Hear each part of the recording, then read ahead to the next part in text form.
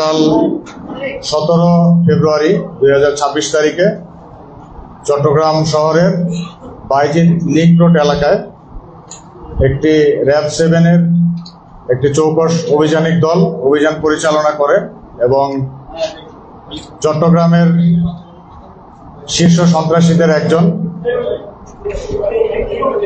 ইমতিয়াজ সুলতান ওরফে ইকরাম তাকে সানজিদা হসপিটালের সামনে থেকে অস্ত্র কেনা বেচার সময় একটি পিস্তল এবং কয়েক রাউন্ড গুলি সহ গ্রেপ্তার করা হয়।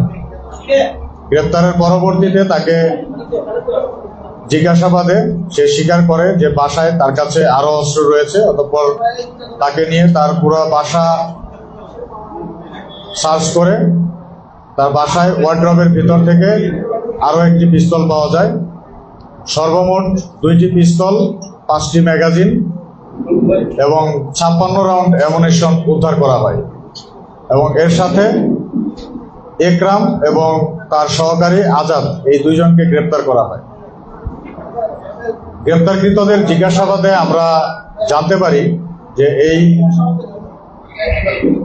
একরাম 2018 সালে সংঘটিত চাঞ্চল্যকর তাসফিয়া হত্যাকাণ্ডের একজন আসামি ছিলেন এবং সেই হত্যাকাণ্ডের আসামি হওয়ার কারণে সে গ্রেপ্তারের ভয়ে বাংলাদেশ থেকে পালিয়ে ভারত হয়ে দুবাই চলে যায়। দুবাই যাওয়ার পর তার সাথে কিছুদিন আগে নিহত সন্ত্রাসী সারোয়ার বাবলা তার সাথে দেখা হয় এবং সারোয়ার বাবলার সাথে সেখানে তার পরিচয় এবং তারা দুবাই সাজ্জাদ বা বড় সাজ্জাদ নামে পরিচিত যে সন্ত্রাসী রয়েছে তার অধীনে কাজ করে।